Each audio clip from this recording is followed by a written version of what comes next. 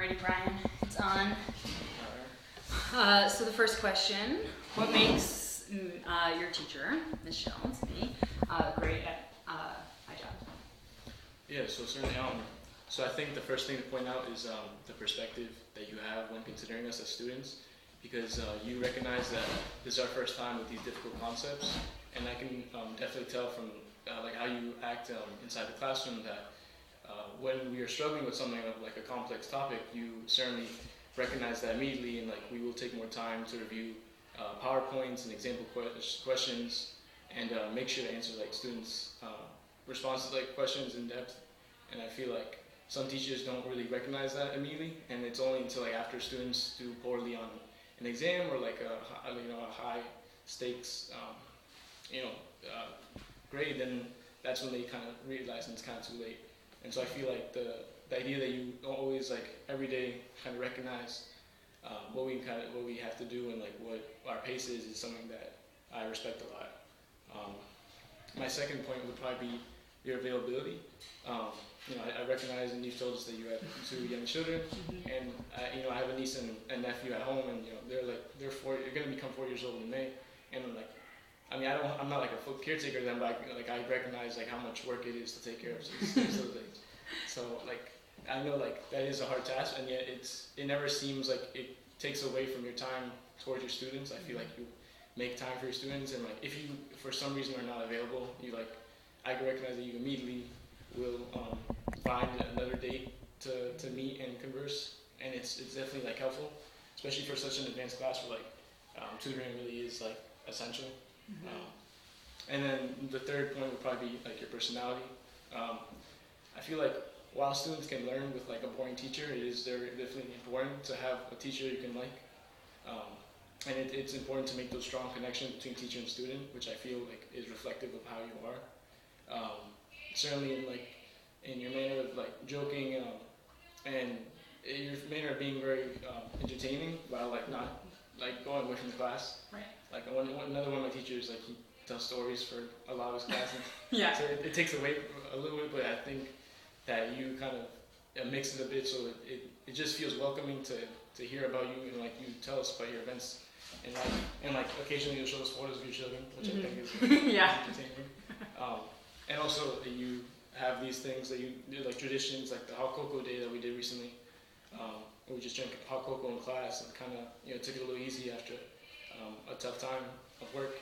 And also what we'll do later in the year, going to the Sugar Bowl, which is a nearby cafe, after we've taken our finals and the pre-test. I feel like that's something like it definitely strengthens character and the relationship that we can have with you.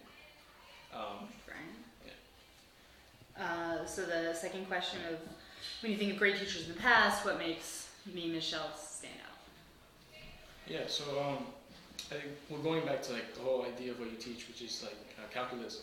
I feel like while like every subject is hard in its own way, and I respect each topic and people's each teacher's mastery of it, I feel like calculus in particular is such it has the stigma of like it's the hardest calculus. Like people are afraid of calculus, and so but personally going through calculus for the first time, it doesn't feel like that. And I feel like a lot of that is due to how you teach it, and it's not a skill that like most people in general could master.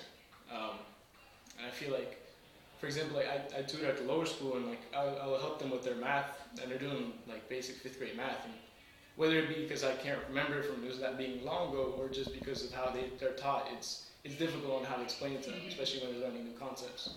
So it's like I can personally like relate to how difficult it must be for you to kind of have to teach us from a level basis and build on that foundation that we might have to use later on in life. And then certainly beyond just the classroom, I feel like you've had a large influence in my life personally, based on two things. The recommendations you've done for me. You've done a couple of recommendations for me. One for an MIT summer program, and also you were one of my 2 recommenders for college. And I got accepted to Dartmouth College, which I'm very proud of. And I definitely feel like you played a considerable, like a large amount towards my acceptance. And then also before then, when I was just considering schools to apply to, like I had crazy schools like Dartmouth College, which is, it's like the best of the best. Not like those are intimidating schools to apply to. And I also had schools that were that I felt I could easily get into, but I couldn't really find a middle ground. I couldn't consider schools that would be a mild challenge, but kind of made sense that I would want to apply there. And you reached out to me personally and asked me like, oh Brian, do you have enough like middle ground schools? And I was struggling at the time. And so, being a first generation student, it was something that I needed help with. And so it was really helpful to take the time and look through schools, and you contacted an outside resource. And I had a whole list, and I went through these schools, and I looked through them.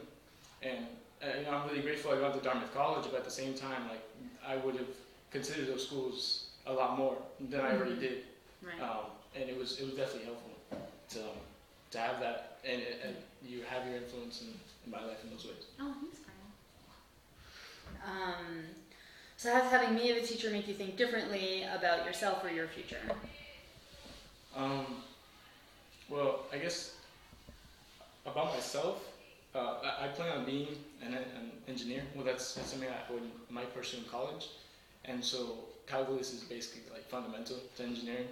And so, like on a literal sense of just what you teach, I feel like I need to know calculus well in order to have that foundation to go into calculus 2 and calculus 3. When I visited Tufts University, I specifically talked to a biomedical engineering major, and he was talking about calculus 3 and whole classes just for integration. And he just seemed like scared, and like he was like I was scared for him, and I wasn't even doing the work for him.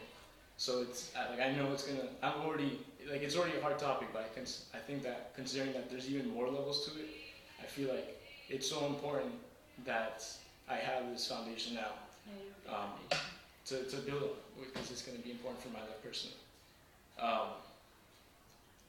And I feel like calculus is once again about calculus. I feel like math in general, honestly, is students often complain about its application in real life. I feel like, especially with advanced math, it's students are like, oh, I won't use this in my real life. There's no point in learning this. But I feel like that's not true.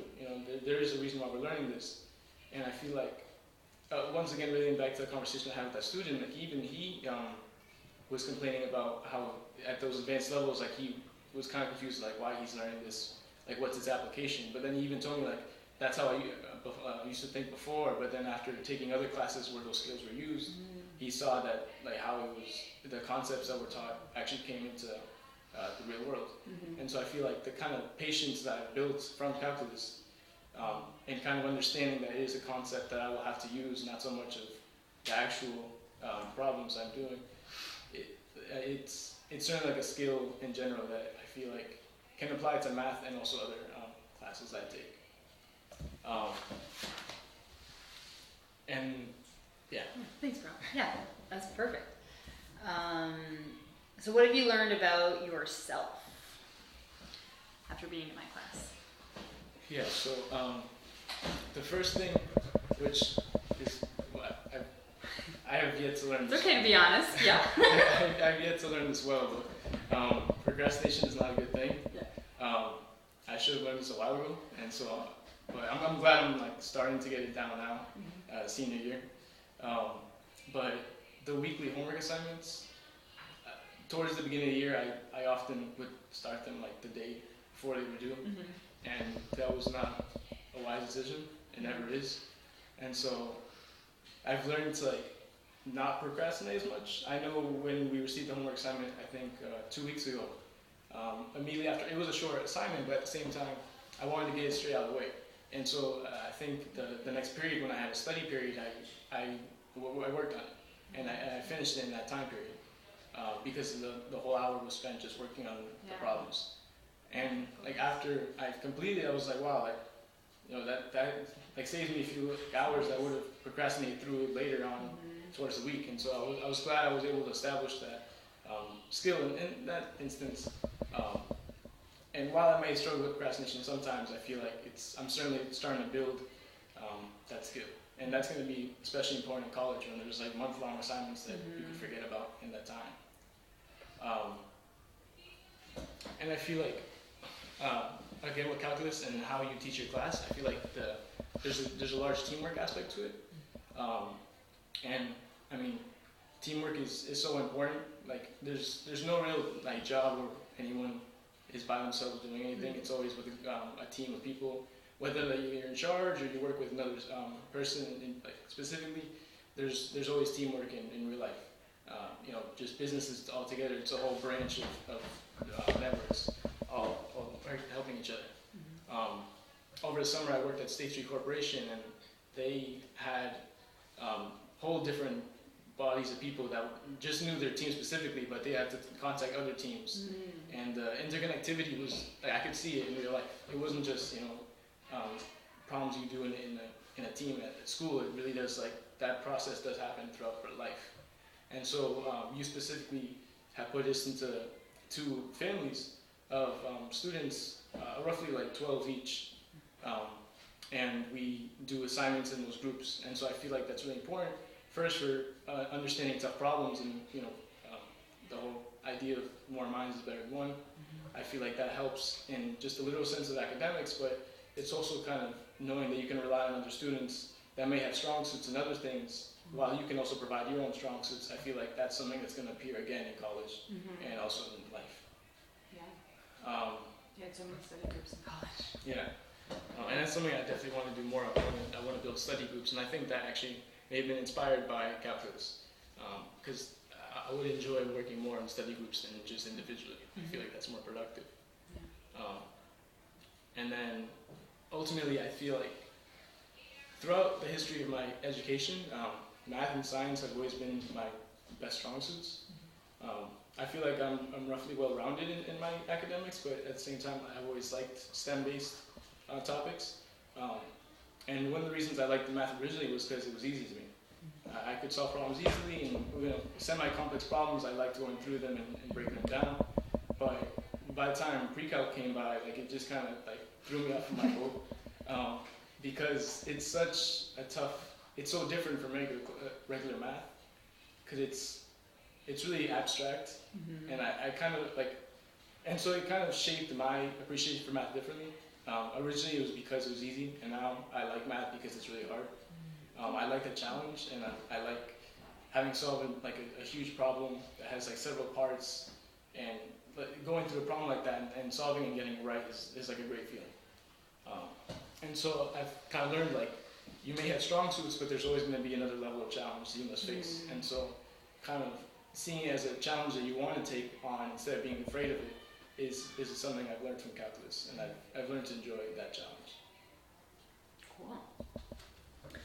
Is there anything else you'd like to share? Yeah, I think another resource, was a resource that you've provided us with that's really important, that not many teachers do, is that you have a website, offintangent.weebly.com. Yeah. And I feel like that's like really important. Like, it's really good. important. That's good. You use it. Yeah. That's nice. Good. It's a really important point to bring up, just because like I've used it for the 1 or 2 tests ago. I remember like I didn't have all my notes, and I was kind of afraid because there was things I felt were going to be on that test that I couldn't study for. But then I remembered that you had that website, and I looked through the PowerPoints, and it really significantly helped. Having that resource was something that is not necessary for teachers to implement, but it's something that can be so helpful. And certainly, later on in life, just having that resource available, not just as a student, but as it's just online. It's something I can go back to if I ever need to refresh on my calculus skills, or any time that it applies. And I'm glad that resource is there, and I think that's something to really point out, because it's unusual, but in a very great way. And then also, kind of relating back to the first thing I said, I feel like teachers, at least specifically in my school, they're really brutal. I know 1 or 2 teachers who like enjoy giving us more work, and they kind of like enjoy seeing us struggle a bit.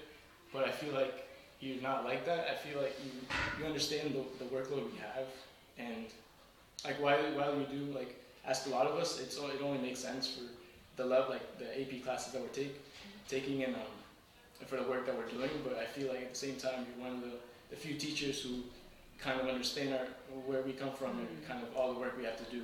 And so I know several times, like recently, you changed the homework assignment, so you gave us less homework because we had to study. And so I felt like that was an incredible thing. Most teachers would just be like, oh, they can do it. There'll just be a little more stress, but they can do it. And I feel like the idea that you actually like emailed us out after school and told us like, oh, don't do these problems, just settle on this for now, was something that was like, examples like that are really something that I admire. And I feel like that makes the boundary even further between a teacher and a student and the relationship they can have. Thanks, Brian. So kind.